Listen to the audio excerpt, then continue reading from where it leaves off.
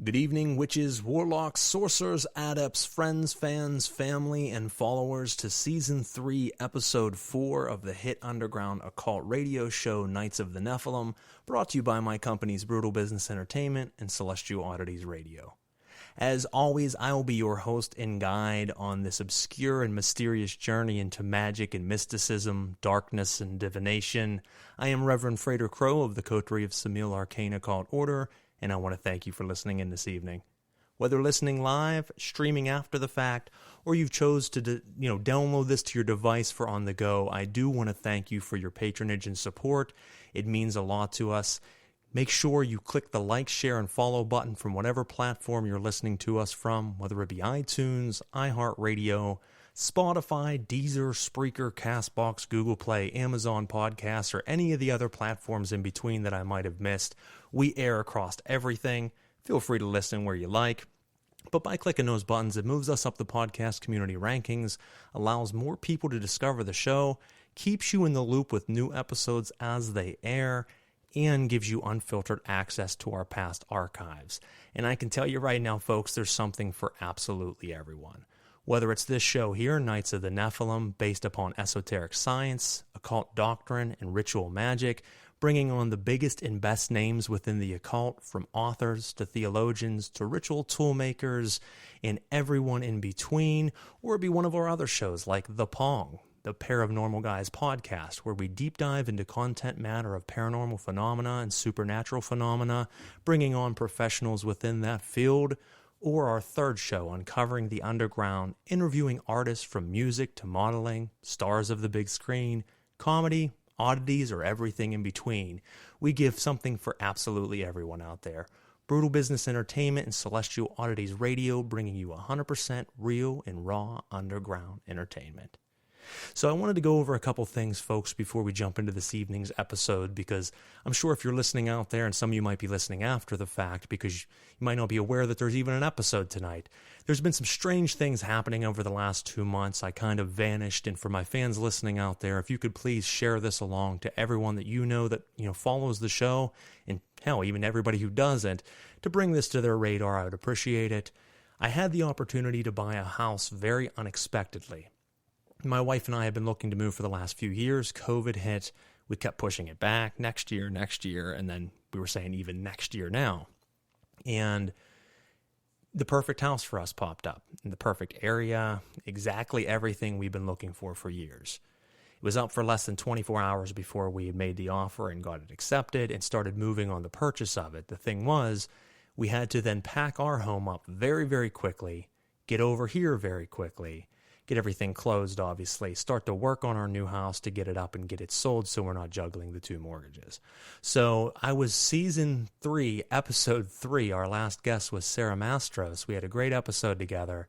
I was planning on having an episode the following week, and then I just vanished. There was no word, no video, no post, no nothing. I just vanished for a few weeks. While I was doing that, in the interim, for some odd reason, unbeknownst to me, Facebook had decided to permanently remove me from their servers. I was on there, got off to get my kids to bed for the evening, jumped back on my phone, and I had this strange message saying, "You have broken the rules of conduct of Facebook, and you have permanently been disabled, no longer allowed an account. You can try to attest this if you would like, though very, very rarely ever overturned." I thought that was a strange message. So I clicked to test it, or contest it, and it first asked me my telephone number, saying, "Give us your telephone number to help verify your identity," which I thought was weird because I never gave them my number before, and I don't know how that helps them identify me. And it did say in small lettering, if you give us your phone number, you're giving us access to your contacts, your pictures, your videos, pretty much all of the things within the phone to use to verify you and for whatever means of data collection needed through Facebook. And I felt that to be a very major invasion of privacy, but I kind of took one on the chin and said, you know what, if that's all they're going to need, let's get back in. I don't want to lose all this material, so I put my phone number in. Then it asked for 3 additional items. We would like a clear-cut picture of your face with no one else in the background so that we can make sure it's you. Well, I thought that was weird as well, because once in a while, I do have pictures of me on my Facebook, but my identity was never in question. It said that I broke the rules of conduct and was removed. Found it to be strange that I needed to give my telephone number and access to my phone, my picture. The third thing it asked for was a selfie video of me to get all angles of my facial structure, followed by a picture of my driver's license. Now, once again, my identity wasn't in question, so I don't know why they wanted these things, which were very strange. And even giving these things, there was no guarantee I'd get my Facebook back. And I thought at first it sounded like someone hacked me. And I looked it up on Google, and no, in fact, there's thousands of people out there who have been randomly just knocked out of their Facebook, deleted like I have, asked for the very same 4 pieces of information, and then never heard anything back from them, never got reapproved for their account, just lost all of their things. I lost 15 years worth of music projects and friends and contacts and pictures of loved ones that are no longer with us that I don't have on other cameras, just everything. And I wasn't giving them those pieces of information. I wasn't going to let them into my world more than they needed to be to ultimately just be told no or not even be told anything. So for those listening out there, there was a move, and then on top of the move, there was a removal of my social media accounts. So if you were listening out there, I just brought this all up so you're kind of aware of what's been happening, but I also ask your help on this. I have a friend, Natasha Sarver. She's the owner of Little Shop of Lilith in Butler, Pennsylvania, a metaphysical and witchcraft shop. She's been helping me try to get this back in order. She has created a new Facebook page, Celestial Oddities Radio, which will encompass our 3 radio shows, Celestial Oddities, the Paranormal Guys podcast, Nights of the Nephilim, and Uncovering the Underground. If you were listening, if you could please go out there and search Celestial Oddities Radio. Now look for the actual Facebook page, not the group page. Check them both out. There was already a group page. This is a new Facebook page that she made. This will have all updates, news, and episodes listed on there. I am no longer on social media in that regard, but I did start a Reddit account, which I never had been on Reddit before, and it's very interesting. I did start an account on there, Frater Crow, same as my Facebook was, and I also started Celestial Oddities Pods, P-O-D-S, for podcasts. If you are out there and have Reddit, please check it out, and if you don't have Reddit, hey, maybe jump on there. It's going to be a community that I'm starting on there for a way of talking unfiltered. There's really no filters on Reddit, which is great. You can be 100% yourself. You don't have to worry about getting tagged or slammed or deleted randomly. So check those things out. There'll be other pages like Instagram and all that made from Natasha soon. I will only be on the Reddit account, though. So I ask that, if you could share those pieces of information around to others that followed me and followed my shows, it would really help, because it was a major hit to be kicked off of everything, because now all of my means of marketing and promotion are gone. So some people have no idea this episode's even happening tonight, that I'm even back, or that I'm even continuing radio. They might have thought I just vanished from the face of the earth due to my own choice, and I didn't. So long-winded, but I wanted to explain what exactly has been happening and going on. I thank everyone out there that's still supporting the show and doing everything you can to help me out in the endeavors that I bring, and it means a lot to me. Now, let's go ahead here. Give me 1 second.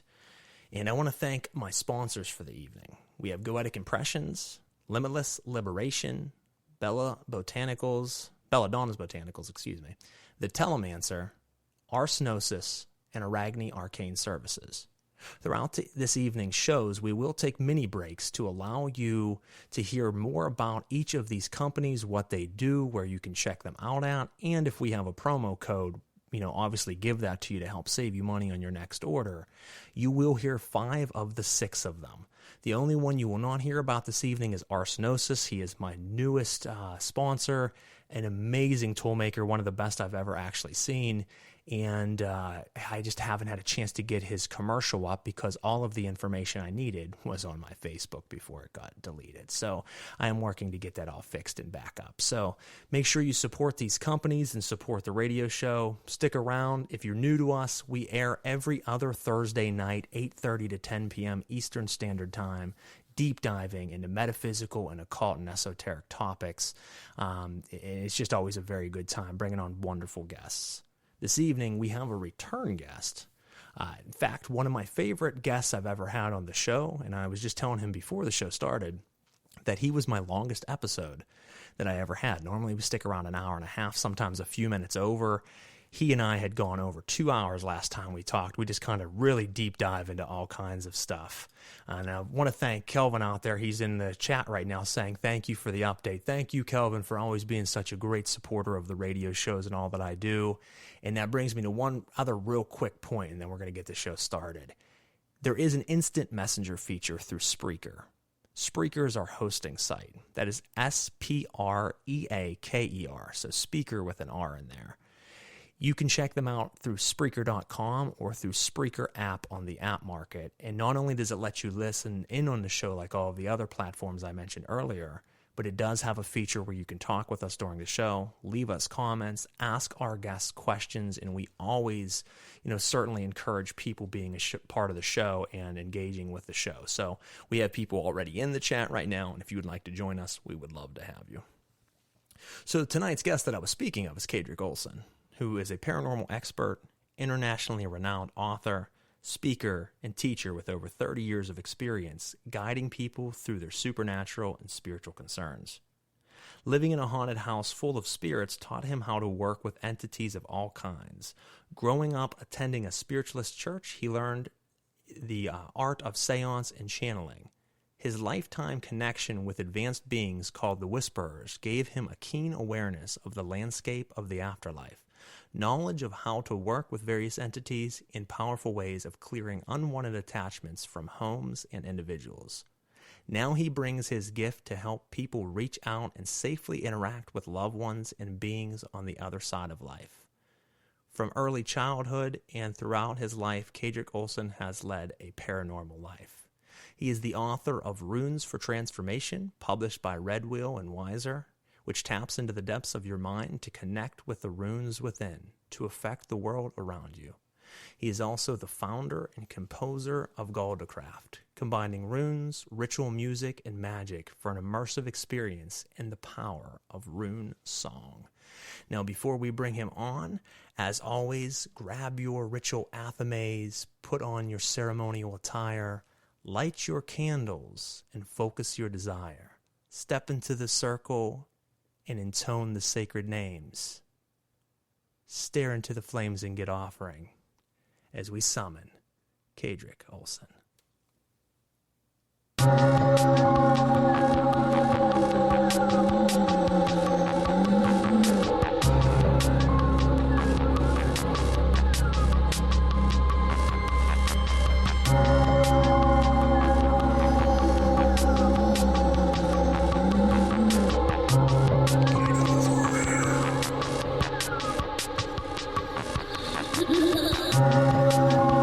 What's locked behind that door? Horror. No normal mind can imagine. Something even more terrible than you. Now my default friend. Like all quantities, horror has its ultimate. And I'm that. There is a horror beyond yours. And it's in there. Locked behind that door. All right, folks, we are live this evening with Kaedrich Olsen, a good friend of mine and a fellow cultist and writer. And he, as I said, has been on the show before, and we had a wonderful episode. And I apologize. Right before I brought him on, the way I normally say that is step into the circle and intone the sacred names, give offering and praise as we stare into the flames. But this new studio that I'm in, as I told you guys I moved, is the sound in here is strange, and I keep hearing echoes of myself, which hopefully you guys are not hearing. So if you're listening out there, please let me know if you hear double of me. But it's really crazy to hear myself twice when I'm saying everything, and I don't know why that's happening. But anyways, nonetheless, we are here this evening to get the show kicked back off on episode 4, dive into some deep content, and tonight we are talking about paranormal phenomena during ritual. We are talking about facing one's shadow self and dissolving who you are, believe you are, and then reconfiguring yourself back into who you truly are. Solve that coagula. And we are going to dive deep into these contents and explain to you what this means and how this can affect your life. And to do so, I have none other than my friend Kaedrich Olsen. Welcome to the show again tonight, brother. How you doing? Thank you. I'm doing great. Really excited to be here. Well, thank you. And thank you for for your patience during my long-winded explanation of everything. That's not going to happen for everybody, but unfortunately, with you being my return episode after all this chaos, you had to kind of just hang out for a little bit, but I appreciate that. It's been a wild couple months. Oh, it's completely understandable. I know where you're coming from that, and I'm glad that you gave that bit of explanation. It's so weird that's going on, but I'm glad you're back on. Thank you. I am as well, and I'm just, discovering new ways of doing things, which is important for you folks out there listening, is you can let things in life stop you very easily, or you can also just learn how to maneuver around or through them. And so many people, when they found out I did get removed, said, I bet you're furious. And I said, actually, I'm not that mad. It's very disappointing. It's saddening that I lost all the memories and things that I have, but those don't define who I am or who I'm to become. They were simply just a part of something that I did, and as that kind of went away, instead of being held down from that, I just simply said, I'm going to shrug my shoulders and figure out a new way of promotion, a new way of marketing and getting the content that I put out to the masses. And here we are. So it is a learning experience, but nonetheless, it is an adventure, and I'm happy to be on it. Absolutely. And that's maybe one of the biggest things about it. Even this sort of counts as a shadow thing, right? You're going through some trials, some tribulation, some ordeal, which will take you to the next level of maybe the stuff that you need to be processing and working on. So who knows, maybe this adversary that you're facing will provoke you to, maybe be more, the word self-sufficient is not the right word, but you know what I mean? Less reliant on Facebook and the big social media, so that now you're on your own. And that's a very cool thing to be in. Well, I think it is. And, it's funny that you say that, because so many times I've said to people, if it wasn't for my radio shows, I wouldn't even be on here. I would just disappear. Well, then it didn't really give me the choice, and it kicked off. And I'm like, you know what? Actually, I'm so much happier not being on there. I don't think that we realize, how much of a hold that sites like this have for us, because it's become the normal for almost everyone in the world to have a Facebook account, and for us to endlessly thumb the screen and just scroll and involve ourselves in so many other people's lives. Whether we care about what they're doing or not, we can't help but read about their status or watch their videos, or that's where they're getting you. I mean, I never had TikTok or anything, but I know like TikTok, they capture the 15-second video, but they get watched 5 billion times, and it's anything that could be made to distract you from the things of actual life. And when you distance yourself from that, even for a small amount of time, you feel how much healthier you feel afterwards. And it's like, wow, I didn't realize I was swimming around in shark-infested water until I got out and could see them.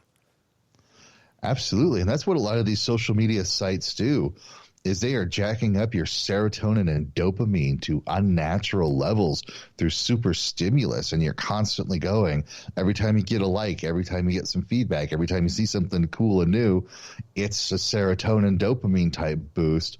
And all it takes is just a flick of your thumb. So now if you're getting all of these reward chemicals, all these reward neurotransmitters from just sitting on your phone and flicking your thumb, why in the hell would you get out in the real world and do something that takes effort to make something happen when, wow, it's dull and droll and boring and things could fail, when I can just sit here and flick my thumb and go, ooh, that was cool. Exactly. And I mean, for those of us that are older that, know what life was like before internet or before any of this, we at least have that middle stage between the two. But for a younger generation who's only ever grown up with this being around them, they don't even really understand of the world that's out there. They don't really take walks in the woods. And I'm not saying everybody, obviously some still do, but it's a little bit different, because I can remember a time of going out and spending hours upon hours just with my friends outside, never caring about text or Facebook statuses or likes or shares. And now there isn't a world where that really exists. You can't spend 3 hours with your friends out doing something without one of you staring at your phone or doing something on your phone at some point during those 3 hours. And just think how peculiar and strange that is, that we cannot get away from our devices. I actually wrote an album, with my music project, Skippy Ickham, a few years back, or several years back, called Nomophobia. And nomophobia is the fear of going without your phone and actually having panic attacks when you don't have your phone near you, and just not feeling right, and that feeling of needing to check it every few minutes for those dopamine hits. And it reminds me, I quit drinking coffee a little while back, but I'm back off the wagon, I should say. But I went a couple months without drinking coffee, and I'm an avid coffee drinker. And the first cup of coffee I had after that jacked me up. I mean, I was like shaking, I was twitching, because I drink it black and very strong. And the reason I'm getting at this is we get so many dopamine hits from our social media that we don't even notice it. But when you go away from it for a few months and start paying attention to real life, when small moments in life happen and it gives you that little dose, you experience it and have so much more appreciation from it because you're not oversaturated in stimuli. Yep, exactly. And I just wonder if this might be some of the theory underlying the ascetics philosophy, just totally go shut down on all of this consumption, just go completely zero out, fasting, no alcohol, no nothing, so that maybe, just maybe, when it comes time to switch it back on, it's like, oh yeah, that's right, that's what that tasted like. Oh yeah, that's right, that's what that felt like. How awesome is this? So sometimes maybe that break away from anything. I mean, okay, I'm going to get a little bit silly here.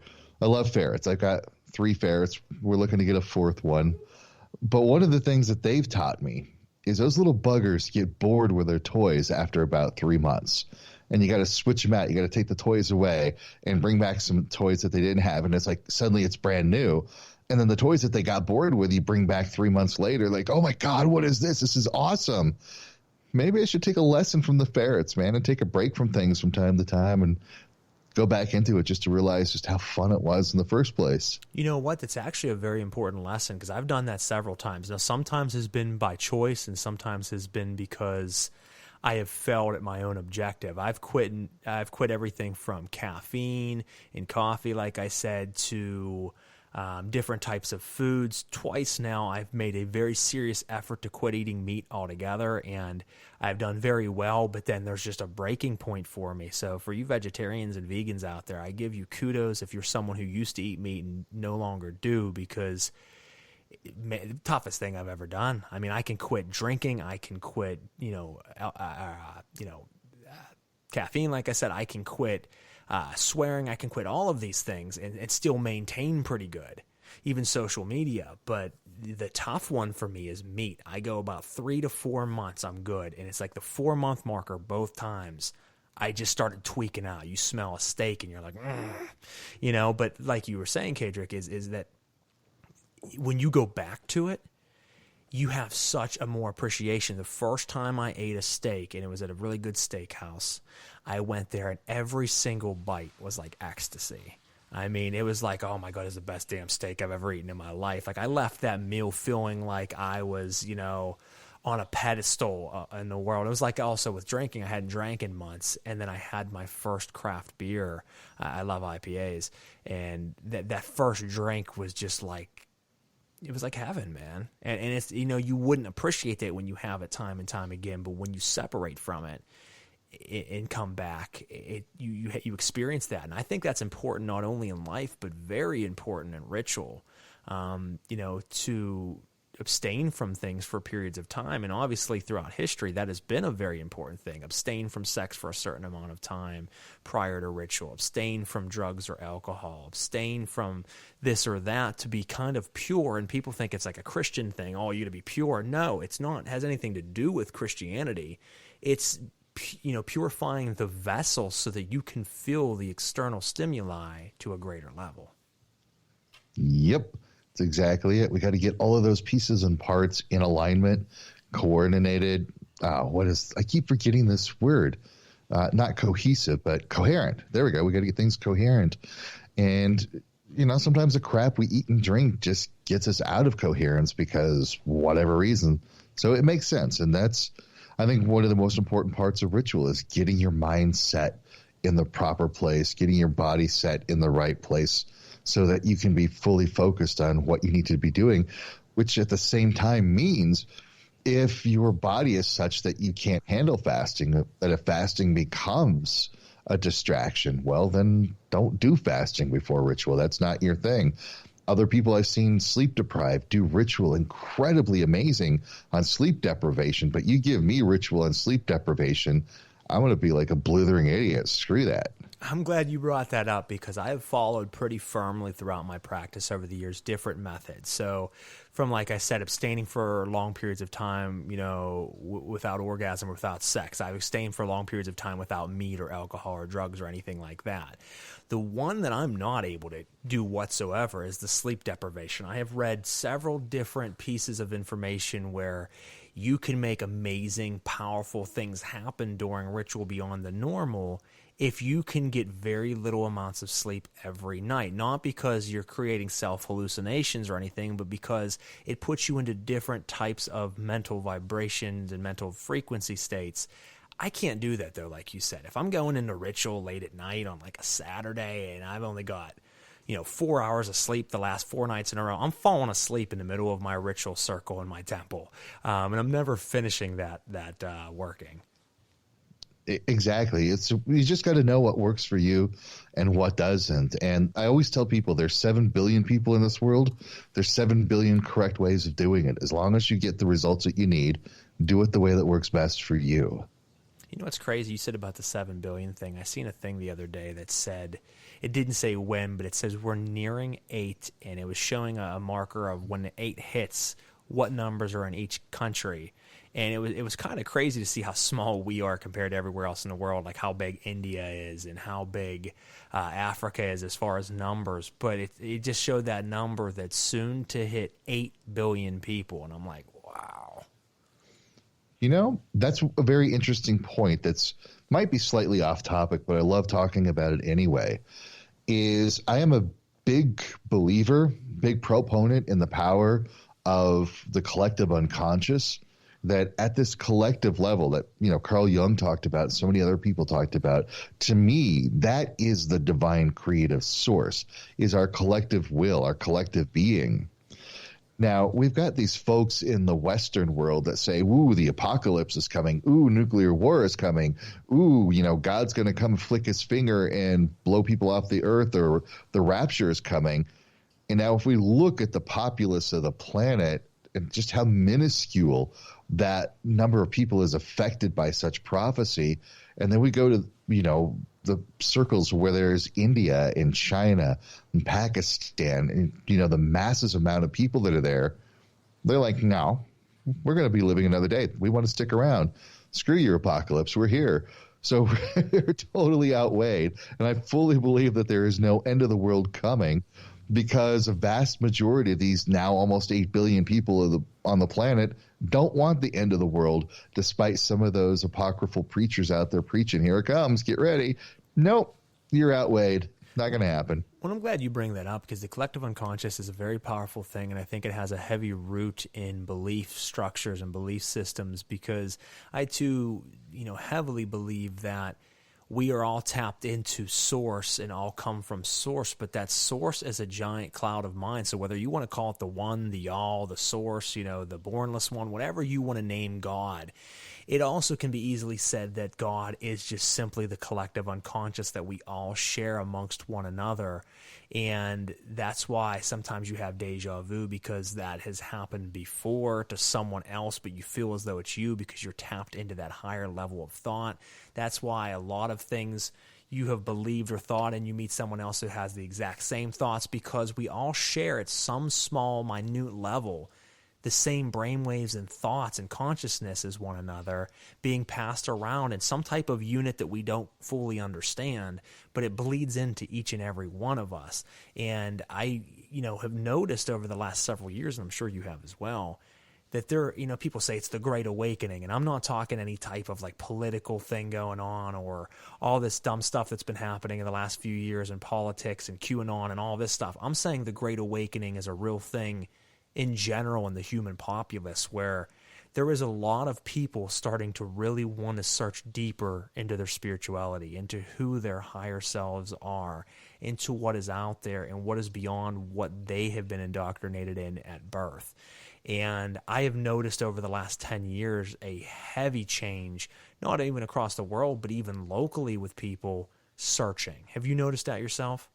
Yep. the more people like you and I and your listeners are doing our individual work, the more we're inserting that information into the collective unconscious about what is really possible, about what reality is really like, about what our capabilities are. And that is provoking the curiosity in the people that haven't quite yet got that, but they're now going, what is there? What is going on? And the more they keep doing their work, the more that information keeps putting in, the more people are awakening like that. And so there is absolutely a continuous increase for sure. And I'm glad you said that, because that's exactly my beliefs as well, is the more of us who push that content, read and research, do more ritual, have more contact with spirit, the more that it changes our lives and our higher beings and who we are in our consciousness, which then ultimately bleeds into the collective unconscious, which awakes someone else. And they start to say, I have this interest in something. I don't even know why I have this interest. All of a sudden it's here because it starts affecting people. And I believe that the same as I believe that we do come back here more than one life. And that is a thing that I've pushed for years, that I believe that if you are to find yourself again, so in the next life, if you find yourself back into occultism and you start picking it up, you're not starting from scratch. You only believe you're starting from scratch. And once you start to kind of progress and go and get the engines going, you'll start to learn at a rapid rate and rapid pace. And it's not because you're just a smart, quick learner. It's because you're now, your old life, collective conscious-wise, is bleeding into your new life. And you're picking back up where you left off in the last life. So as of this life, I am not learning everything that I've learned from scratch. I simply am just remembering through work who I was in past lives. And in my own little sort of semi-tongue-in-cheek gatekeeper way, I said it a little bit differently, because I've noticed people in the occult circles and the esoteric and the metaphysics circles that there tends to be two types of people who get it and people who don't get it. The people who don't get it, they can read all the books. They can recite everything by rote. They can do the rituals, just because they have it all memorized, but yet it doesn't click. But these people who do get it, maybe they've never read a book ever, but they're manifesting. They say, oh yeah, when I do this, this happens. When I do that, this happens. And they have no idea why it's working. It's just working. And it's fascinating to me to get somebody who does get it, who's done the research, who's done the practice, just how far they excel. And I think that's exactly it. They're either somehow from past life, past workings, or something is just in their mindset where it just makes sense innately. And they don't need all the books. They don't need all the training. They just can do it naturally. And I think that's it. The very first time I ever did a ritual in my entire life, I was 15 years old.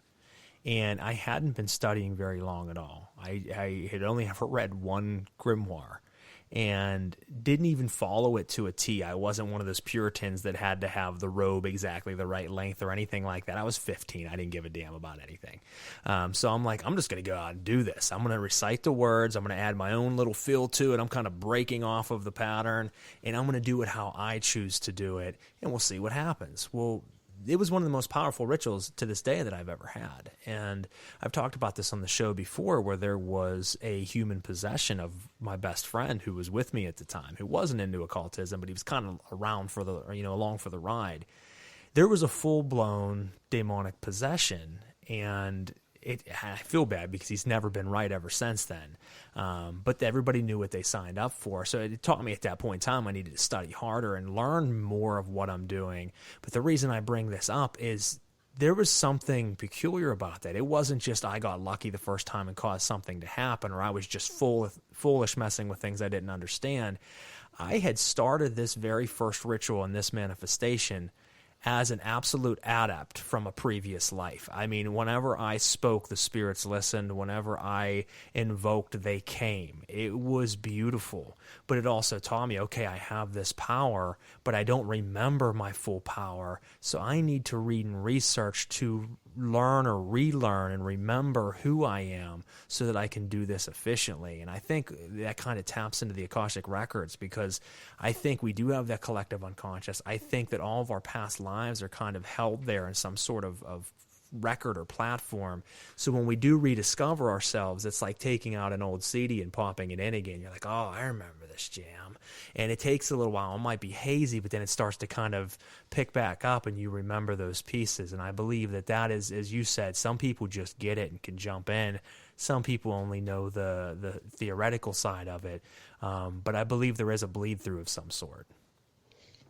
Absolutely. And heck, that even reminded me when I was a kid doing the first rituals I ever did. I was alone, but I was in, my parents' basement because that's where I grew up as a kid. I cleared out my closet of all the clothes and everything, made that my little bit of a ritual space. It was somewhat of a walk-in space. And I started doing some of the stuff that I had read in these books. And it was bizarre, man. I could feel the shift of energy. There was definitely the tapping on the walls, which I still get to this day. The visual apparitions moving through the room. And, I probably was not quite 13 years old when I first did that. But as a kid that age, man, it freaked the heck out of me. But it didn't stop me. I was just like, okay, that happened. Let's do it again. Let's see what happens next time. And then it's just grown since then. Well, and I love that you said that, because that kind of brings us and segues us into, the title of tonight's episode, which is Paranormal Phenomena During Ritual. And you have different people who have different takes on it. Now, I don't believe that it is required or the most important thing to have paranormal phenomena happen during ritual, but I do believe that it is valid and important. But you have other practitioners I've come across over the years that say, don't get distracted by that. That's simply a distraction. That is not the end goal. And I don't believe it is the end goal, but some people naysay it altogether. Oh, it doesn't matter if things move in the room. It doesn't matter if it's something other than who you are summoning than you were failing at your ritual. And I'm like, yeah, not exactly, because when you open the gates to the ethereal world, it's bound to have other things come through. It doesn't mean I failed if something else besides what I'm summoning comes through. It just means that the doorway's open and things are curious. And I welcome curiosity because I know how to protect myself, and I'm not worried if something happens to come through and peek into our world, because I want it to come through. I want to peek into their world. So why don't you tell us a little bit more about your feeling on paranormal phenomena during ritual, and if you don't mind, a couple really wild experiences that you've had paranormally. Absolutely. Now, paranormal experiences don't always have to happen, but let's redefine what we think of as a paranormal experience, because a lot of times, I'm in this business of training people to coexist with the paranormal. A vast majority of my clients want to figure out what's going on. And I've talked to people everybody, just like the general average Joe Schmo on the street, to people who collect Ouija boards, and they've said to me, I've never had a paranormal experience. Well, it's because they're expecting a paranormal experience to be what they see in the movies or on some of the ghost hunter TV shows, where you get the disembodied voice that says, get out, or something banging on the wall, throwing something across the room, or a meter going off. Sure, those are paranormal experiences, but they're rather extreme paranormal experiences. A paranormal experience really can be just kind of like hanging out by yourself, and suddenly you remember grandma, some time that you spent with your grandma or your grandpa, and you suddenly feel this sense of closeness. You feel this, for us, it's an energy shift, but for a person who doesn't understand that energy shift, they're feeling like, wow, why am I really feeling this emotion with my grandma or my grandpa? What's going on here? Well, that is a paranormal experience. They're with you. They're sharing that moment with you. Or you get some flash of inspiration that makes no sense how you would know something. That's a paranormal experience. And so I really want to help widen our understanding of what paranormal experiences is to being just this very subtle shifts in the way you feel or what you're thinking and what you're processing, so that you can be aware that there's a wide spectrum of what we can call paranormal. So I wanted to make sure we had that before we apply it to the ritual setting, so that we can understand the various things that we can experience. Well, I'm glad you said that, because that is very important. And as you said, so many people overlook that. They think, well, I never had anything slam a door in front of me. I never heard something, a disembodied voice audibly talk to me out loud, or seen a full body apparition.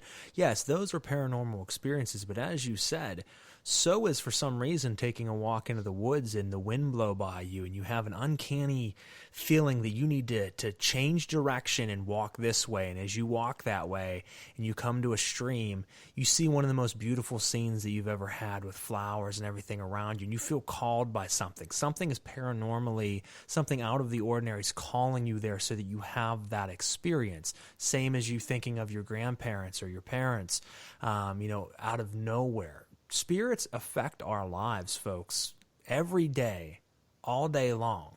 A lot of your own thoughts, or what you believe to be your own thoughts, are not necessarily your own thoughts. They are in the regard that you are thinking it, but they are happening because of exterior things playing upon that so that you do think it, so that you have those experiences. But if you're not tuned in to know that there's these exterior things doing this to you, you believe it's all just you. If you don't do the work, you're not going to reap the results. Thank you for saying that, because that's a program I am putting together, and I've taught it in little snippets here or there. But I've come to the understanding that around 90% of the thoughts and feelings we have are not self-generated. They are the result of paranormal interactions, be it energy fields or reality bubbles, reality tunnels, whatever you want to call it. The thought forms influencing us, whisperers, guides, or teachers saying, hey, this is a good idea. So we encounter all of these energetic influences all over at a very subtle level. And again, like you just said, if you're not aware that that is a subtle energetic influence, you think you're self-generating it. You think it's your thought, your feeling. So you're going to go with it, when maybe the best thing to do is question it, validate it. Is this real? Is this really what I should be doing? So that you have a better approach on how you maneuver yourself through the world. Oh, absolutely. And I think that's very important. And the more you tune in, the more work you do, folks. And let me give an analogy here. People want to be a pro boxer without ever going to the gym. And you have to do the work at the gym to be able to step into the ring. Because if you step into the ring without the proper training, you're going to get hurt or you're going to get killed. But everybody wants to be in the ring. Nobody wants to be in the gym. It's the same thing with paranormal experiences. Kaedrich and I are very similar in the fact that not only do we work in ritual and occultism, but we both are two, of the practitioners out there that you'll hear of in the scene that do actual paranormal work. A lot of the occultists and ritualists out there aren't going and doing paranormal investigations or going and doing cleansings of personal homes or businesses. Both of us do that. So we see something from a different aspect and different lens than most. And so many people I come across will want to have experience, and they don't understand what experiences are, as Kaedrich said. I mean, they're expecting, something to jump on, but like, here I am. They're not expecting just the feeling changes where you walk into a different room and all of a sudden you have completely strange off-the-wall thoughts. And you're like, where the hell did that come from? And you're like, focus. No, you don't need to focus. They are there in front of you saying, I'm altering your thoughts right now so that you notice that I'm here. And we just shrug it off. So we have to tune ourselves in. We have to have a daily practice of meditation and of different methods to be able to silence the mind so that then you can hear what is exterior to your mind. Exactly it. And that's why a big part of the training programs I have out there is learning to get to that inner observer, that place where it's quiet inside. Now, you don't have to have a mind that's completely silent. And in fact, the way I teach it, the more noisy your mind is, the better it works, because you could use your own thoughts, your own feelings as a way to ping pong to get back to that silent place. You're aware of that thought, and you move back to that place where you're observing the thought. You're aware of that feeling, then you move back to that place where you're just observing the feeling. And it's from that observation place that you can now discern and go, oh, that wasn't my thought. Oh, that wasn't my feeling. And now when you get into a ritual situation, that's exactly where the paranormal stuff is going to happen. That maybe you're calling in a certain spirit or calling in certain entities, and your purpose of work is X. And maybe they're giving you information on that subject X, but now somebody pops in and gives you information on subject Y. And it's now your choice. If you don't know this, you don't have that choice. But if you know this, you now have that ability to go, why are you talking about Y? What's going on with Y? And interestingly enough, why might be a diversion? Why might be the thing that you need to take care of before you can do with X? Because this is one of the things people come to me all the time. They're like, why is my magic not working? Why is this manifestation not happening? Why are these things happening? You know, I want this ideal lover in my life. Why can't it happen? And now, so the spirits come in, they start talking about X, which is their love life, but Y keeps popping up, which is something at work. And I'm like, okay, what's going on at work? Now we find out that they've got like a mean boss, or they've got some self-esteem issues at work, that they get home, they're burnt out, they're crashed out, they're self-doubting themselves. And I'm like, well, until you solve that problem at work, you're going to look like a miserable choice for a romantic partner. So deal with Y before you can deal with X. And that's one of those interesting little paranormal phenomena that pops up in ritual. Is like, yes, I'm doing this work to get that ideal job, or get that ideal lover, let's say. But yet there's a spirit pops in and says, hey, fix things at work first. Now you know why. And that is extremely vital. And I think people miss that because there's this, I guess pop culture gives this, this stigma to doing this type of work, and people think it's going to come easy and it's going to come without any, backdraft.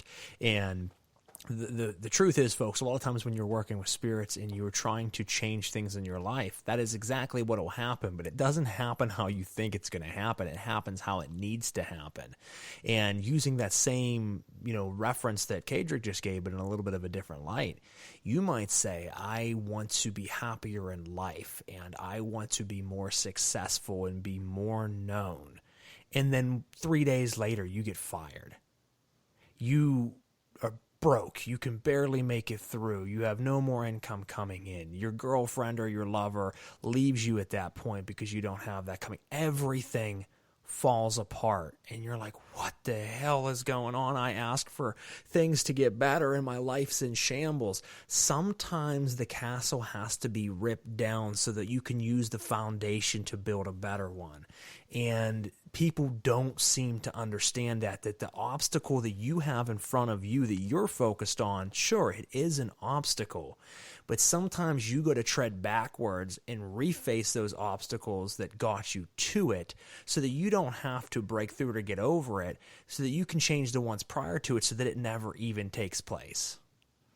Now you're talking Dark Night of the Soul, which is shadow work stuff, because let me give you my favorite model right now. I know we're kind of veering all over the place, but I want to do this because this is fun. Let me give you my favorite model now of working with higher self and Dark Night of the Soul, and when things just go to crap. I'm going to say it. When things just go to shit and you don't know what to do.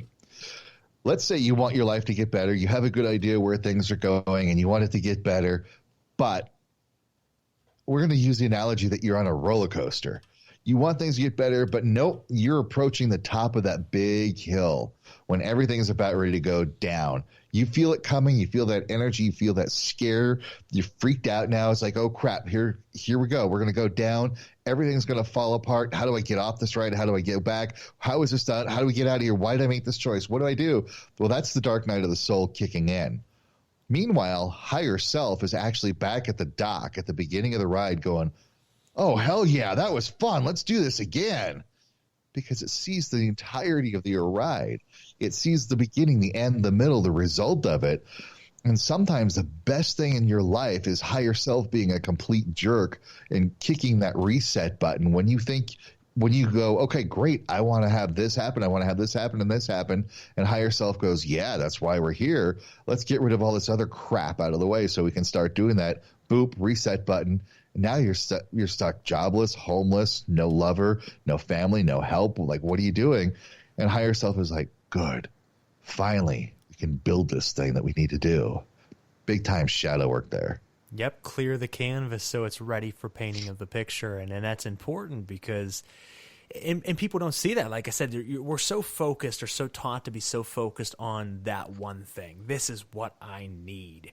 But what you need isn't that thing most of the time. It's something completely different.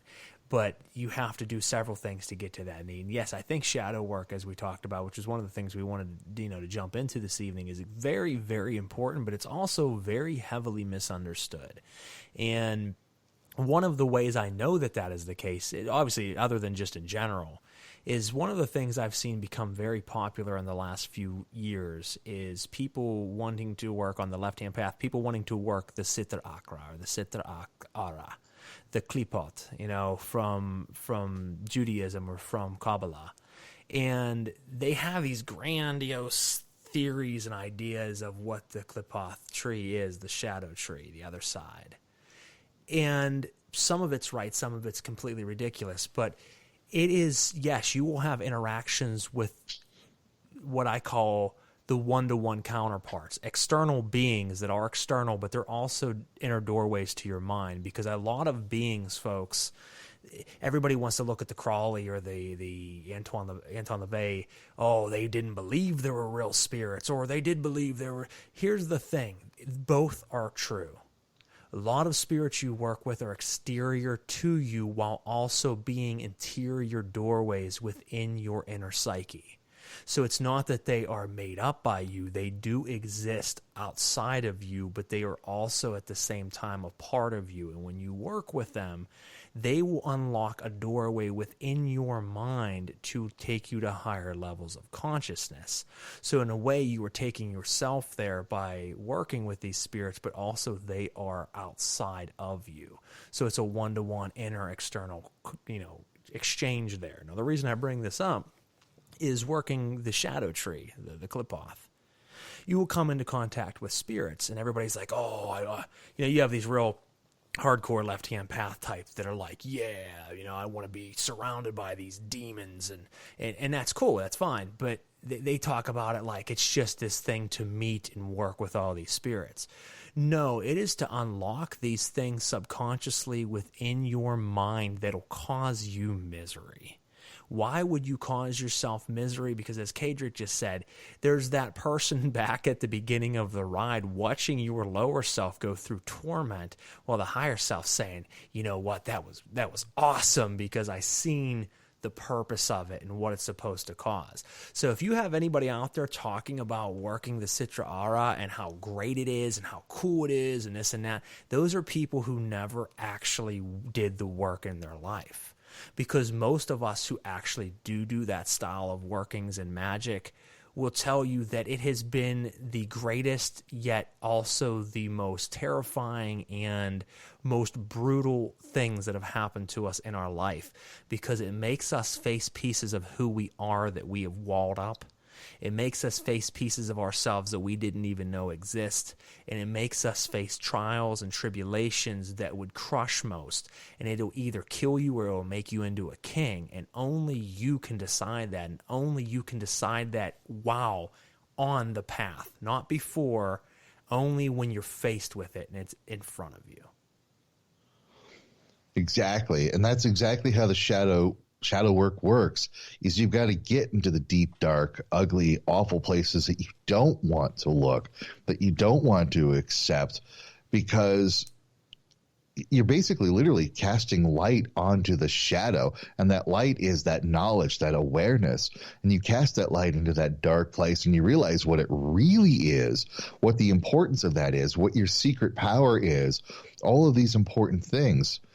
And I think one of the most interesting analogies that was given to me about the klipoth versus a sephiro, what came from a rabbi, and I really wanted to see if I can provoke a good discussion with him about this.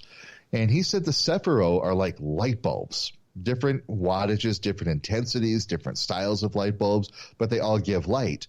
But the klipho are just the outlet, the light bulb socket. Now, if you put the wrong light bulb in there, it's going to blow, or it's not going to light as bright as you need to. Or if you're going to stick your finger or your tongue into the socket, you're going to get a hell of a shock out of it. But if you understand that source of that power, that source of that energy, and then the light that it can bring, and you pair them both together, now you're working with a tree of life from both sides. And I was just like, yeah. And that's exactly how I try to do shadow work, is we go in to find out what those shadows are hiding, what the secrets are, what that energy is that you've got in there, what it really means about you authentically. So now you've got that light bulb in that right socket shining with who you really are and bringing that light to the world. I love that, because when you're working the path workings of the Qliphoth, you don't. There's this common misconception to people, like, you start in this sphere and then you take this path to that sphere to this path to that. It doesn't work like that. It's not a mapped out system. There are the 10 or 11 spheres. There are the 22 pathways, but it's not a map to go from pathway 1 to 2 to 3 to 4. You will take this pathway into this sphere, break off and go to a higher sphere, then to have to come down to left to up again if you're using it as like a schematic. And that goes right along with what you're saying, because if you just jump 1 to 2 to 3 to 4, you don't have the light bulbs for 2, 3, and 4. You might have the light bulbs for 6, and in 6 you have the light bulb for 2. And you have to go back down. And by plugging in the right light bulbs the right way and understanding their wattage and having the right pieces at the right places, it'll shine light on that dark realm, and you will start to look around and see the writing on the walls around you. And the writing on the walls around you are the lessons that you need to read, study, and learn. I think that's a good analogy for people, because it is not something that we always want everything to be organized. I want to go from point A to point B, a straight line. Well, let me tell you, folks, you're going to go from A to Z to Q to P to B to, to L. It's going to be all over the place, but when you're done, you will see A through Z in front of you, well lit, and you'll say, I get it now. Now, that's the thing that happens too, is people, like you said, expect it to be a linear progression when nothing, absolutely nothing in spiritual development is linear whatsoever. You're just never going to go from 1 to 2 to 3. You're going to go from 1 to purple to Z to triangle to 2 to B. You're going to just go all over the place. And if you start expecting, you hold on to your expectations of what you're going to get out of this, you're going to block yourself. You're going to really become disrupted in this. And that's what I see a lot of the time, is people who either aren't doing their shadow work, or they're having certain expectations of shadow work, or doing, let's say, the darker ritual stuff. And then life now goes to hell. If you're not doing your shadow work and you want to manifest stuff, you're going to be stirring up stuff in your life that is exactly in accordance to what you're casting out there, and it's feeding back to you. But then you're going to go, why am I doing this? Let me give you an example of how this worked. Is one of my biggest shadows, and I've got a few of them that I'm still working on. One of my biggest ones is frustration. I'm not really entirely sure where I picked up frustration shadow, but I did. And I'm going to consider frustration shadow to be like an energy of frustration. And it's always been there. It'll show up. I'll just have dreams at night, sometimes even to this day, where there's no point to the dream. It's just frustration. It's just my subconscious needing to express its frustration. Now, when I would go to do rituals for manifestation, making certain magical things happen, I would get, bingo, frustrated, because it never seemed to work out. I used to call it a scattering field. A manifestation scattering field. I would go do this ritual, everything fell apart or it didn't quite happen. If I wanted 10 of something, I got 3 of it instead of 10. And I'm like, what the hell is going on? Well, believe it or not, I was actually manifesting perfectly. I was doing an awesome job of manifesting exactly what I was casting out there, because I was including the shadow piece of make me frustrated by the results. So I was getting frustrated when I wanted 10 and I got 3. Bingo. I was beautifully manifesting frustration with my work. And if you aren't aware of how those shadows work and are influencing you, you're going to think that your life is falling apart. You're going to think that maybe you're just a crappy magician. Maybe you're going to say that you can't do manifestation work. Or even weirder, and this is true, you're going to have bizarre, weird, scary paranormal phenomena going on all around you. It's going to seem like maybe you've got demonic activity happening, when it's really shadow energy projecting out in the space around you, because those spirits are internal, external at the same time. And it's all stemming from shadow energy that you're not dealing with. I love that, because that is it, is you trying to face your trial, and it seems to have more of it, and you're like, why the hell is this happening? I'm trying to get over that. That is because it's there so that you can. And for example, just like you said, say you're battling lust, or you have some type of pent-up sexual aggression. You're wanting to get rid of that, but then what happens? You're everywhere you go, someone's flirting with you. Everywhere you go, things are being thrown at you, and you're like, why is this happening? I'm trying to get the hell away from this. It's because those are the trials being thrown in front of you to either destroy you because you are not strong enough to break that part of the shadow that's against you, or it is being there to see if you can get over it, and if you can push past it, then it'll just vanish. And then it'll go back to normal when you have beat that obstacle. I had to learn that one specifically by working heavily with one of my patron spirits, which is Ashmodai or Asmodai. And he is obviously the demonic spirit of lust. And years ago, I had said to him, I have a problem with lust and I would like to conquer this. Next thing I know, it had been the worst in my life.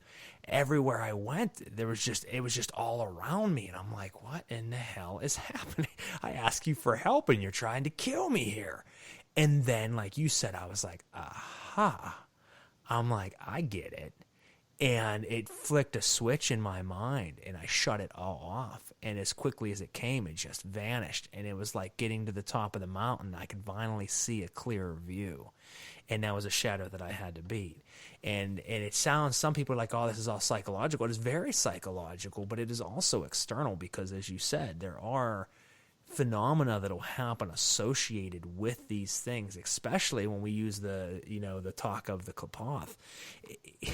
I will tell you that some of the most crazy experiences of my life have happened doing those type of workings. In fact, I actually had done it a few times and then completely fell off and never completed my full journey. And I am in the midst currently of taking a whole different perspective and working through the shadow tree, and have been working extensively and am prepping for very, very extensive work coming up. So I am sure to be thrown into the fire and burn away all my weakness to come out ahead, but I know it's going to be a painful journey beforehand. And what's a couple of interesting things that you mentioned there is I love the term parapsychology, because you can never remove the observer. You can never remove the individual from the equation. Every single paranormal experience out there, and I mean every single one, is co-creative. There's some energy that you're putting out that is connecting with those spirits in some way, those entities of any kind, and they're feeding that back to you. There's some homogeneity to what's going on. And with that said, one of the things about shadow work is the more you fight against the shadow, the stronger it's going to get. The more that you're really trying to push and get, like for me, if I'm pushing to get rid of frustration, well, the more frustrated I'm going to get because it's just going to dig in harder. And that really goes right. I'm going to jump over the place here, but I'm going to bring it together, I promise. That's one of the things about, let's say, spiritual combat, for want of a better term. If you've got an aggressive spirit in the house, you can't go out aggressively after it because you're feeding it that aggressive energy.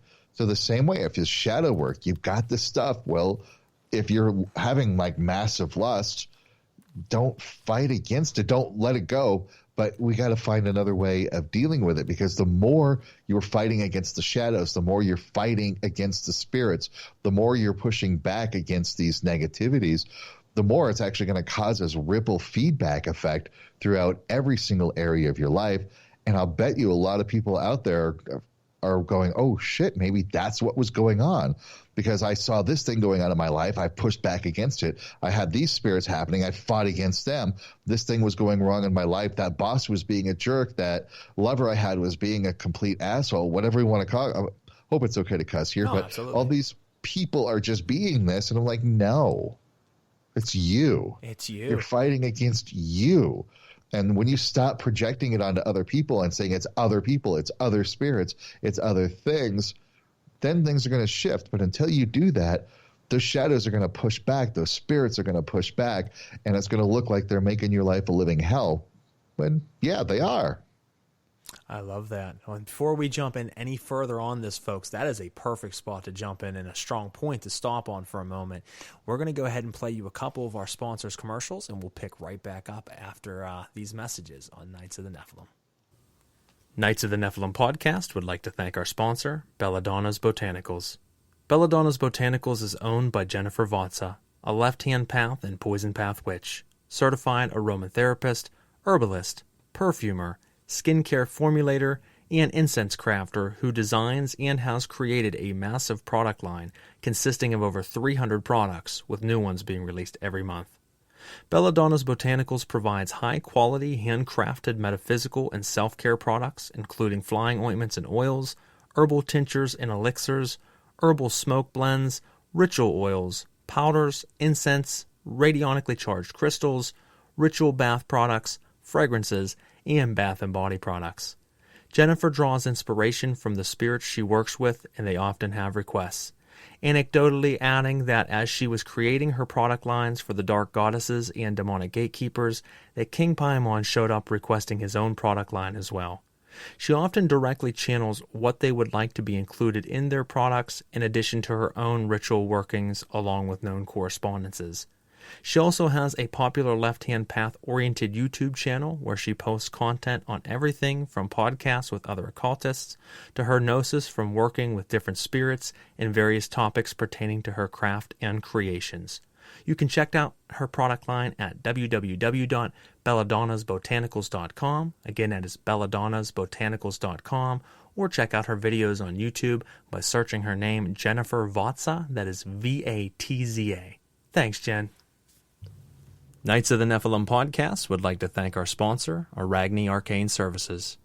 Arachne Arcane Services is a husband and wife duo comprised of Baron and Baronessa Arachne.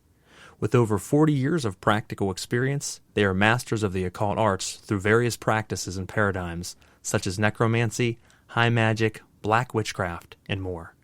They are published authors under their own publishing house, the Arcane Press. They offer books, courses, spell work, consultations, ritual tools, and more. All of their products are handmade of the highest quality material and empowered through ancient rites. If you wish to know more about them or their business, or you require their services, please feel free to contact them at arachnearcaneservices.com. That is Arachne, Araignee, arcaneservices.com. And if you use promo code KOTN, you will get 10% off of your overall order or purchase as a special highlight of them being a sponsor of this show. Thank you so much, guys. Knights of the Nephilim podcast would like to thank our sponsor, the Telemancer. Let me first tell you a little bit about their owner, and then I'll tell you a little bit more about them. James Hunter Ralston has been a member of the Order of the Voltec, starting in 2008 and progressing through several degrees, last serving as head of the Outer Order. The Order of the Voltec is an offshoot of a pylon of the Temple of Set, originated to study and practice several forms of the sorceress methods centering on techniques used by Mexican and other Central American priests and magicians. Many of the techniques involved were popularized in the late 1970s and 80s by Carlos Castaneda. Over the decades since his first experience with magic, his desire has grown into the creation and use of what other shamanic sorcerers term as power objects, talismans, amulets, totems, and other powerful objects. His interests expanded to the degree that he chose to become an apprentice of several Appalachia's premier craftspeople and learn the art of metalcraft to produce power objects for both himself and select patrons. He does work with gold, pewter, silver, and sometimes other metals as well. He has been doing this for over 8 years. He does create talismans, pendants, rings, altarpieces, and more, almost all exclusively by custom commission. And you can check out his stunning work at facebook.com/thetelemancer1. Again, that is facebook.com/thetelemancer1. All as one word. Thank you so much. All right, folks, we're back here on Knights of the Nephilim Radio. We've been hanging out for the last hour with Kaedrich Olsen, a specialist in the field of paranormal and supernatural phenomena, a specialist in Norse mythology, and much, much more. If you've missed any of the episode, don't fret, because you can go back afterwards and listen to it from the very beginning. we are still live right now, so for the next 20 minutes, you still have us here on the episode, but afterwards you can listen to it by streaming it or download it to your device. If you're wanting to communicate with us during the episode, as I said before, you can go to Spreaker.com or through the Spreaker app, and you can use the instant messenger feature to talk with us during the show or ask Kaedrich questions, and we certainly encourage you to do so. If you have any suggestions for the show, things you want to see us do, not do, or do differently, guests you want to see us have on the show, or anything in between, you can drop us a line at celestialoddities@gmail.com. Again, that's celestialoddities@gmail.com. Also, you can check me out on Reddit. Like I said earlier, I know Reddit's been around for years. I just recently gone on it. I love it. I think there's a lot of great communities. It's unfiltered, and I get a lot of interaction on there. I've only been on there about 10 days, and my posts average about 300-some people a post. So much better than Facebook's filtering algorithms, and like I said, I'm not a fan of them anymore anyway after booting me. So I definitely suggest checking that out. You can search me as Frater Crow on there, or you can look up Celestial Oddities Pods for podcasts, and that'll have a lot of stuff coming up with the radio shows. Make sure to also like Celestial Oddities Radio on Facebook and the upcoming Instagram page that'll be coming out soon with Celestial Oddities Radio. Those being run, as well as the booking and managing of things by my good friend Natasha Sarver from the Little Shop of Lilith, a witchcraft and occult store in Butler, Pennsylvania. She's been doing a wonderful job of reaching out to my guests, doing the booking, and setting up everything for me, since it's really hard for me to do so now due to the circumstances. So we've been talking some great content. We were talking about facing the shadow self, and we've talked about paranormal phenomena. I found it to be very funny, one of the last things you said about how we are part of the equation of making things happen in our own reality. And just about a month or two ago, the dates elude me, I was the speaker at Hillview Manor's HillCon Paranormal Convention. Very, very famously haunted location, one of my favorite in the world. And I was one of the main speakers there, and I gave a speech on understanding spiritual phenomena through the lens of ethereal dynamics and quantum optics / quantum mysticism. And one of the things I talked about is the fact that we want to oftentimes think ghosts or spirits or phenomena are exterior to us, and we just happen to be the observer observing it, as you said. But sometimes what we don't realize is we are projecting out specific emotions or frequencies in a dense area that is saturated with metaphysical condensation. And it is like making a recipe. When you mix that frequency of self and those thoughts, even whether you're trying to or it just happens without you realizing it, you are bringing the right ingredients to the cauldron, which is that location. The other ingredients, which is the ley lines that reside there, are mixing with you, and it sparks visual, audible, and sensatory phenomena. And it's sometimes people next to you don't even see. You see a full-body apparition. Hey, man, did you just see that? I didn't see anything. And you're like, how is that possible? He was looking the same way. Am I losing my mind? No. It just happens to be that your ingredients mixed with the ingredients of that place cause that phenomena for you. Sometimes a room of people together can have a shared experience.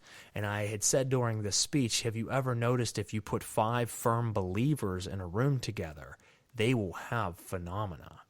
If you put 5 hard skeptics in a room together, most 99% of the time, they leave saying, shit didn't happen all night. I don't know what you're talking about. Why is that? Because when you project certain vibrational frequencies, it is recepted and also sent back to you to have experiences. If you shut yourself off from wanting to have those experiences, you will not have those experiences in most cases. You know what I find interesting? I'm sorry, I want to hop in here. What I find interesting about that, about the believers, non-believers, is I sort of followed the career path of the amazing Randy. As I'm sure you probably heard of him. He's was a stage magician who turned into a debunker of the psychic, and that was his big career. Is He put up $1 million, had it in an escrow account. If anybody under controlled scientific conditions could produce psychic abilities and prove that the paranormal exists, they got the $1 million. Well, he died with no one ever winning that pot. Nobody ever did it. 100% of all of the psychics and mediums that came into his chamber of horrors, now into his clinical setting, failed. And I find that fascinating, that 100% failed, because these are people that have a high success rate. Not all of them. He absolutely debunked and caught charlatans and hoaxers, and I love it that he did that.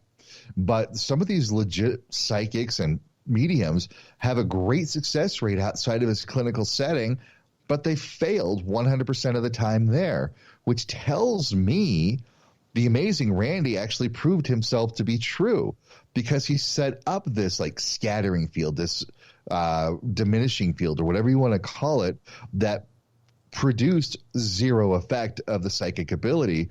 So in my theory here, my hypothesis is the Randy actually was super psychic, super capable magically, not just prestidigitation, but magic energetically, that he proved himself correct in the end.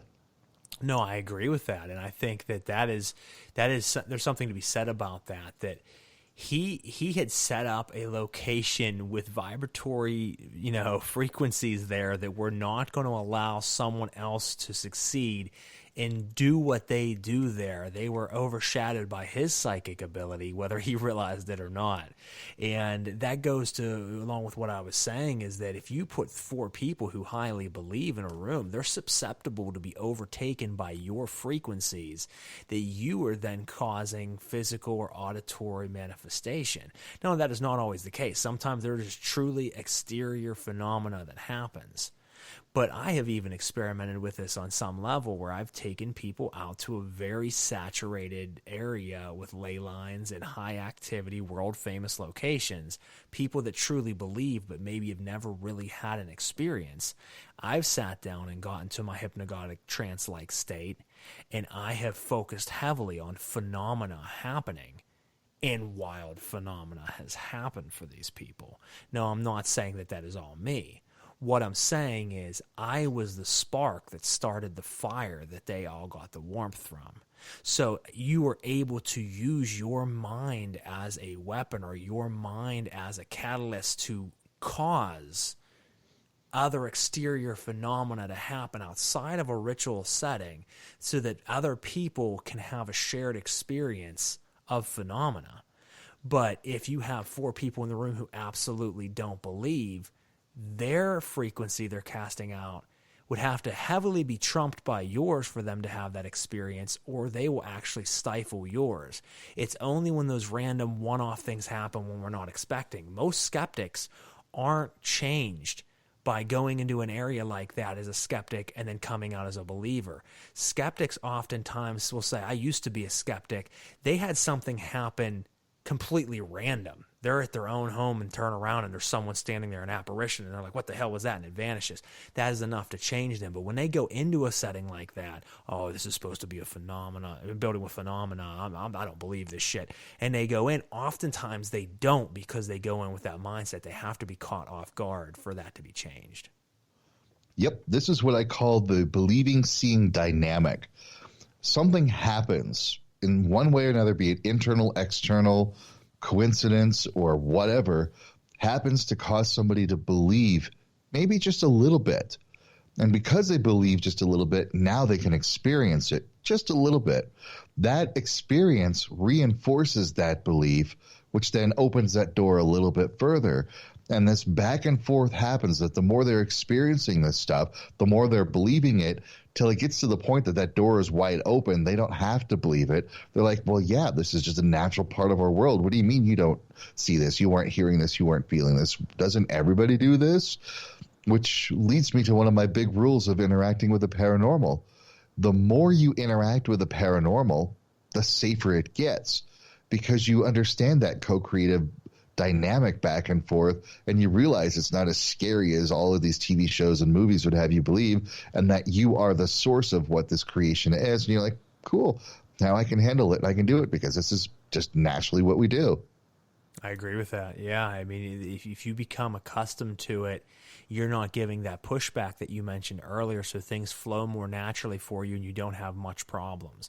It's whenever you try to push that out, it's whenever you're against it, it's whenever you're, I don't want to use the word rude, but whenever you're disrespectful, by trying to block it out, trying to push it away, and being separate from it, that same vibration that is, then it's contradictory to yours and can cause effects for you physically, spiritually, psychologically.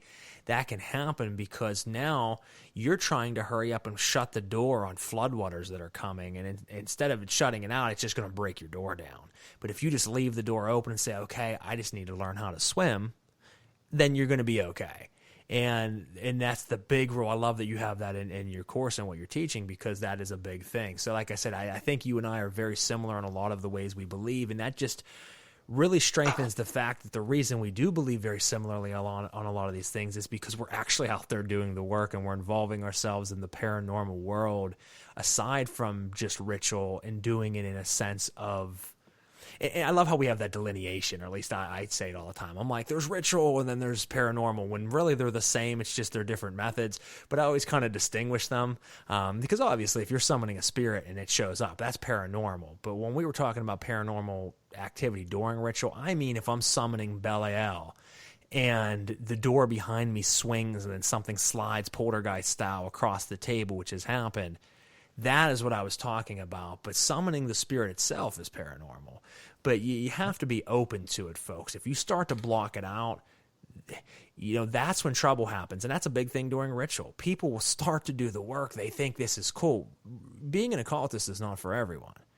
If you think summoning a ancient being is going to be like this, oh, Hollywood, this is so cool thing, it can be terrifying. And if you are halfway through an operation and that being shows up, and then all of a sudden you're like, I want to be done now. I want to stop. I just want to walk away. That is very disrespectful to that current and can have negative psychological effects on you. Or if you don't close out the operation properly, that saturation of that being can stay with you for a very long time, if not permanently. So I really caution everyone out there, if you're going to do this, be all in. If you're not going to do it, that's okay, but don't haphazardly go into it. Same thing with paranormal locations. I hate, and this is, I don't know if you like the term or not, Kaedrich, but I hate the term ghost hunting. I just am not a fan of it. People are like, you're a ghost hunter. I'm like, I want to punch you in the face right now. I don't hunt ghosts. I communicate with spirits. Hunting is not a pretty word. When you hunt something, you're usually killing it or you're harming it. I'm not harming spirits. If anything, I'm the opposite. I want to make them feel safe and let them know that I am there to communicate with them. I've driven 16 hours to communicate with them, to understand them and what it is that I might be able to help them with, for them to move on and pass over, or for them to leave this place or to live peacefully. So I don't like that whole ghost hunting. But if you're going to go out there and involve yourself in these things, don't go looking for ghosts and then when you see one, scream, get terrified, and run out of the building. Because first off, there's nothing dumber than that, and secondly, that's very disrespectful. If you're going to have an experience, embrace that experience. We are indeed on the same page with so many things. Everything you just said there, I completely agree with. Yeah, ghost hunter, silly term. Paranormal investigating, fine, but that's why I also don't consider myself a paranormal investigator. I don't need to investigate it. I know it's there. Let's go work with it. And I am totally in agreement with you. I'm not going into these places to cast out the demons or get rid of the spirits, not necessarily unless it has to happen. But like if somebody's having a bad thing going on in their house or having a paranormal problem, we're going to sit down and get familiar with that spirit. We're going to actually do even a little bit of shadow work to resolve some of the inner stuff that may be causing some of the negativity happening. And then what we're finding out is, I would say over 90% of the time, it's a self-created experience. Yes. There may indeed be a spirit in the house, but the negative thing comes from what I call the poltergeist effect. I don't see the poltergeist as a separate entity, but it is somebody pushing back against the paranormal, or they're locking up their emotions. They're locking up something inside that they're not expressing. And that energetic body needs to express itself. That emotional body needs to express itself somehow. And so it's doing that through telekinetic phenomena. It's doing that through what we see with typical poltergeist activity. And it could be even generating, for want of a better term, could be generating some negative unwanted energy, which is drawing in negative unwanted attention. Then we go back to this aggressive push, and shutting down, and it's getting worse, when really all you need to do is just go, hey, what's going on? Why are you here? What's happening? And we do the same thing with shadow work. It's like, ooh, why am I feeling this thing?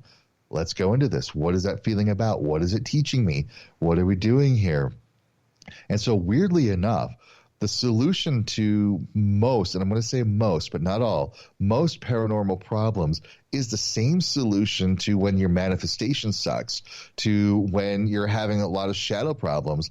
It's not push it away. It's not heap more peace, love, and light on it. It's not grab the Bible out and, cast the demons away. It's sitting down and making friends with them.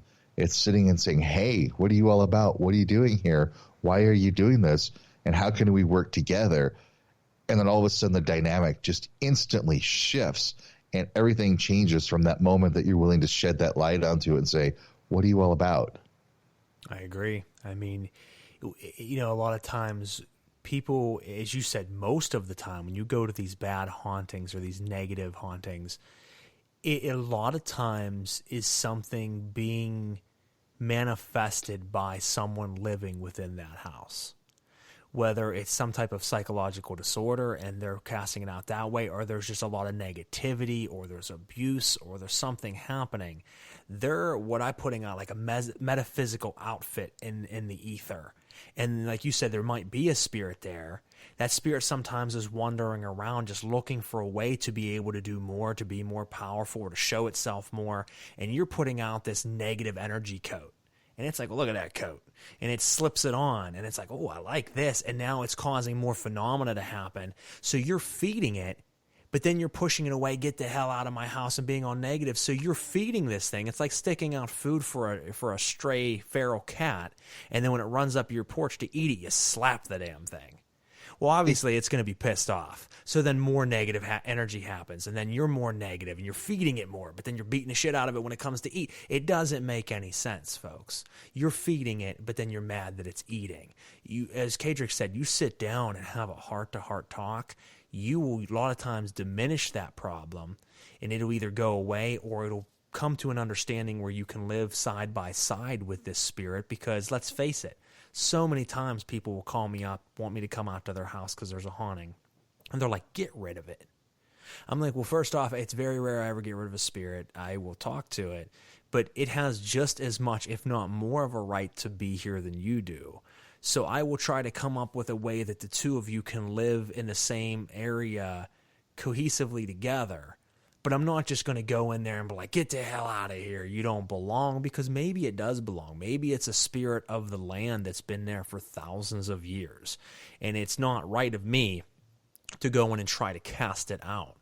But if I can find a way for the two of you to get along with one another, then absolutely. And that's sometimes all the spirit wants is to be heard. Even demonic possessions, or I should say demonic possessions, parasitic or interdimensional beings, when they take over a human host, sometimes can be very dark and very scary. But sometimes, instead of running from it or casting it out, just simply talk to it and see what it's trying to tell you. And it might tell you some of the most profound knowledge you've ever heard.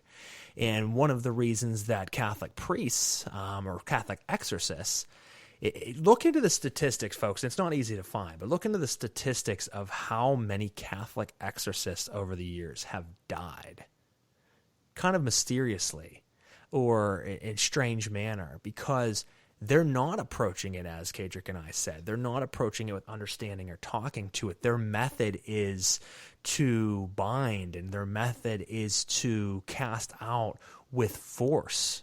and sometimes with violence, even harming or beating the host, which has been known throughout the years, where they're actually assaulting the person that it's in to try to force this thing out. Well, then it's like trying to, it's like trying to take a tick and just yank it out of your skin. You might get the body out, but a lot of times the head's left in there, and it's done more damage than if you just let it feed and fall off. So there's methods to these things. You can't go in aggressively and expect something to be forced out or think that that's going to work. Sometimes, as they say, you attract more, ants or bees with honey than you do vinegar. That's exactly right. Folks, listen, this is why whenever somebody calls in a deliverance minister or an exorcist or a priest, why the paranormal phenomena gets worse. It happens almost every freaking time. Yep. Because either the spirit's pissed now and it's like, screw you, what are you trying to do?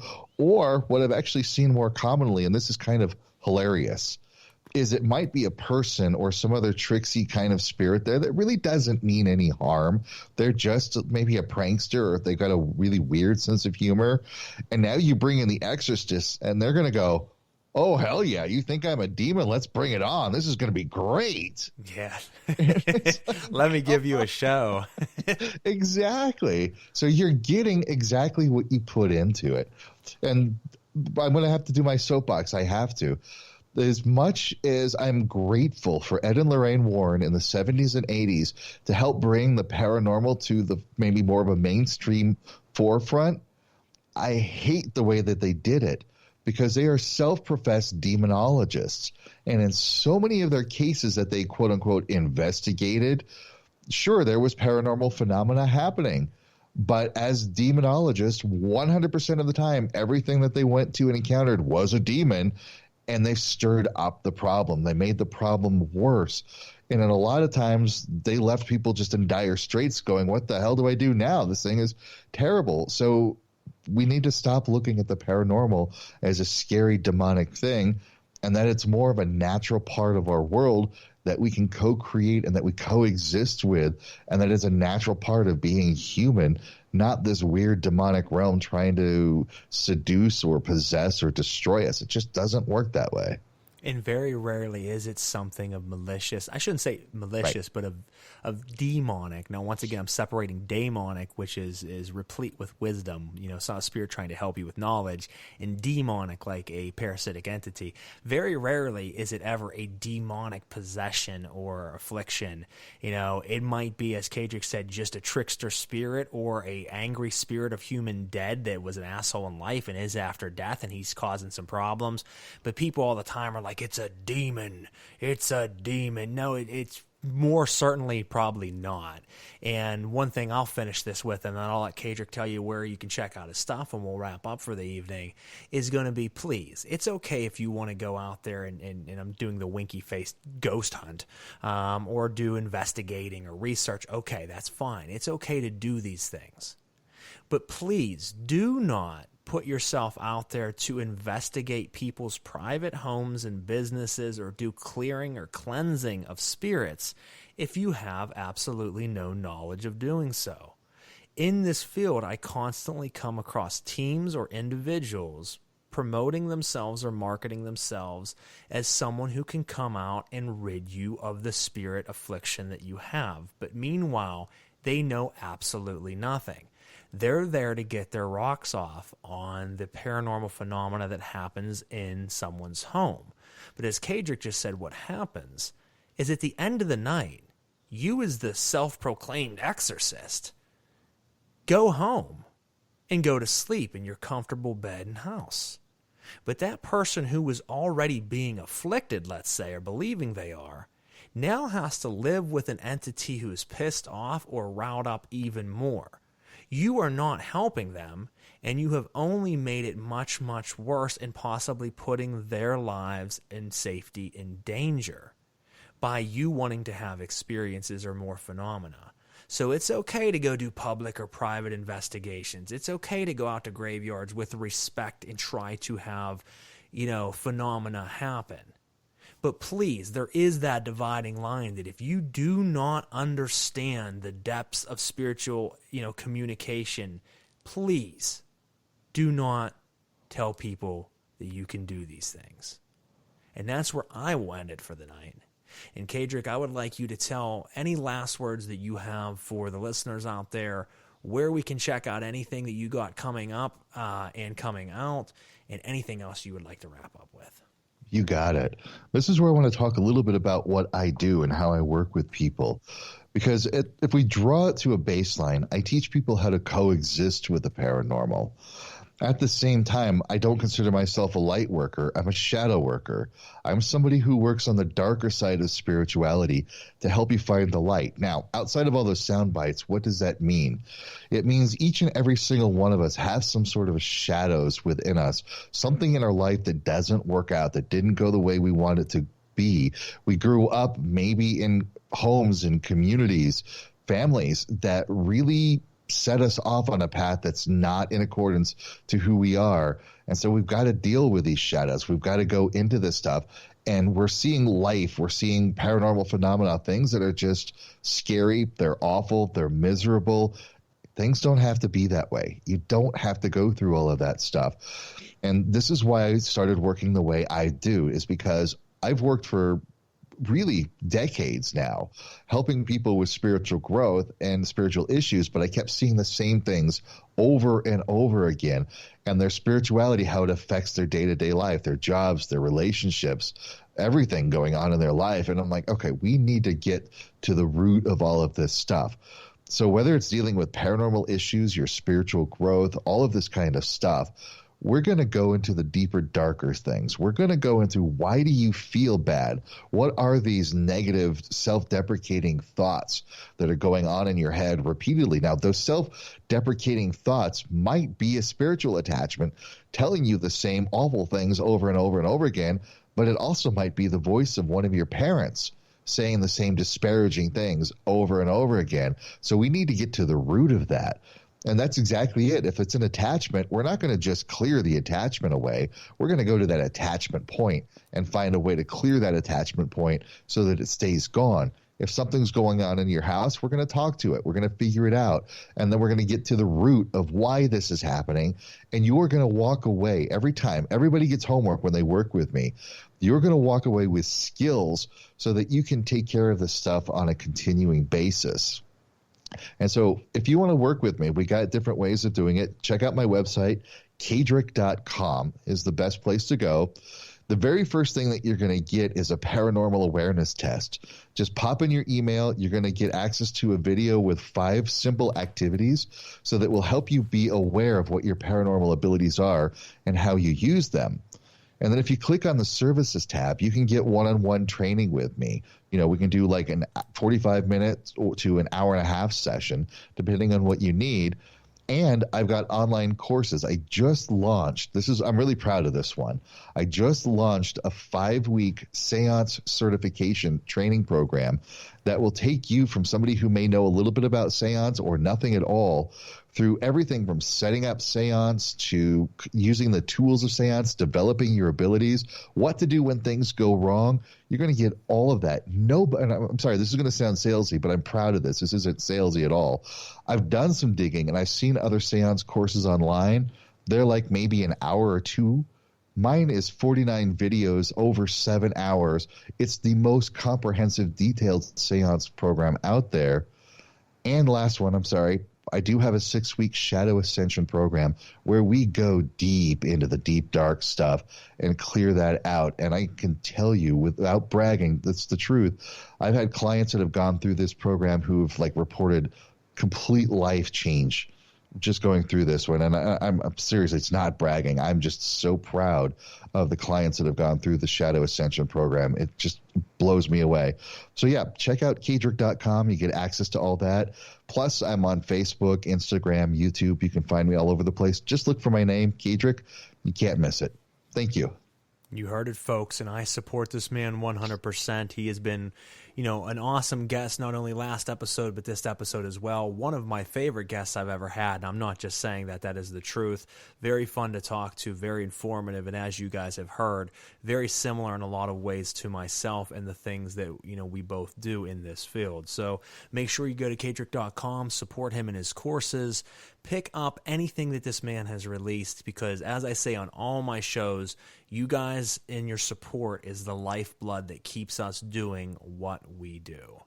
So if you could support me by clicking the like, share, and follow button on whatever platform you're listening to us from, tell others out there about the show. If you have friends that already listen to the show, like I said, please let them know that it's still happening. Let them know about the recent setbacks with Facebook and all of that happening as well. So that way, people are just kind of aware of what's going on here. I would really appreciate it. Now, to give you a couple upcoming announcements, and then we'll play our last couple commercials for the night and fade out. Not next week, but the following week, because we air every other week. On the 20th, we have Patrick Gaffero. Patrick Gaffero is the high priest of the International Church of Lucifer. We will be talking about Luciferian illumination. Should be a very great episode. He is actually also going to be diving into some very controversial discussions about the Vatican. And this man does have a very extensive knowledge of the Vatican because of his past history and things, which we'll jump into next week. So don't miss it. It will be certainly something to hear. We have a special episode the following week. Instead of being every other week, we're going to do 2 back-to-back. On the 27th, we're going to do our special Samhain edition, which we did last year as well, and both last year and this year, that'll be with the great Alistair Nock, who is a wonderful, wonderful author and guest, one of my other absolute favorites of all time. He runs a satanic coven in Florida called Magnum Opus. He has written over a dozen books, and let's face it, folks, when it comes to Satanism, there's just a lot of people who don't actually know anything. They just want to run around hell Satan. But there are people out there within that field who are absolute adepts at their field, and this man is one of them. The thoughts and things he brings to the forefront on how spiritual, manifestation happens, and about why rooms get cold and you see your breath, and how all of that portal shifting works. He has had amazing theories on that certainly resonate with me. And the following week, since we're patching one in between there, we will have 3 weeks back to back. November 3rd, we have Nate Bells coming back on the show as a return guest, talking about some great black magic and sorcery. So great episodes coming up, and still booking a couple more throughout the season. We have Baal Cadmon, Harold Roth, Frater Barabbas, the Arachnes, and a few others that I'll be announcing soon. So make sure you check out all the episodes, support all of the special guests that we have on the show, and make sure you support our sponsors. Other than that, thank you so much for the warm welcome back. I am excited to be back on, and we have a lot more great stuff coming for you. Kaedrich, as always, thank you, brother, for coming on and letting me pick your brain this evening. Awesome. Thank you for having me. This has been really great. And I want to say I appreciate you and the work that you're bringing to this world, because it's such good stuff. And I love when I can resonate so well with the message that people bring, like I'm resonating with what you're doing. It's so awesome. Thank you. Well, thank you. I really appreciate it, and much love to you as well. And good luck with all your programs coming up. Folks, jump into one of his courses. You need to. You will not regret it, and it will change your life. Other than that, folks, we'll catch you in 2 weeks on the 20th, and this is Frater Crow signing out. Have a great evening. Knights of the Nephilim podcast would like to thank our sponsor, Goetic Impressions. Goetic Impressions is a company dedicated to the faithful creation of advanced ritual tools by following grimoire guidelines as closely and as feasibly as they can in the modern world. Follow them on Instagram, Facebook, or their website, goeticimpressions.com, to stay informed on new projects and limited-time items that they roll out frequently. For listeners of Knights of the Nephilim podcast, you can use the promo code KOTN10 for 10% off of your overall order. Again, that is KOTN10 for 10% off of your overall order. And make sure you check out their Facebook, Instagram, and website. Once again, the website is www.goeticimpressions.com. Again, that is goeticimpressions.com for absolutely everything for your ritual needs. Fantastic items, quality items, greatly priced, quick shipping. Can't speak highly enough about these guys. Absolutely wonderful team, and I'm glad to have partnered with them. Thanks, guys. Knights of the Nephilim podcast would like to thank our sponsor, Limitless Liberation. I'll read you about this wonderful company from their owner, Elena. Limitless Liberation was inspired by both Lucifer and Belial. Lucifer has been with me most of my life, as far back as I could remember. Belial and I started to work when I was going through a very difficult part of my life. He completely turned mine and my family's life around for the better in a very short period of time. In return, he asked me to create what he called Charger for him. He showed me the designs, so I created the first Charger for Belial, and Lucifer wanted one next. From there, I had spirits lining up with requests for magical items. Some are control freaks, while others just inspire. They are all so individually different, but every single item created has power within it. Each item operates on many levels. They operate as an anchor for the spirit you're working with, thus aiding easier connection between the two of you. They also operate like a power cell or battery, where they already come with an inherent energy to them, but they become stronger as you feed them and pull from them during ritual, as well as to strengthen your workings.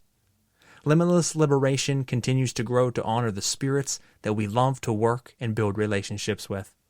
You can check her shop out at etsy.com/shop/Limitless Liberation. Again, that is etsy.com/shop/Limitless Liberation.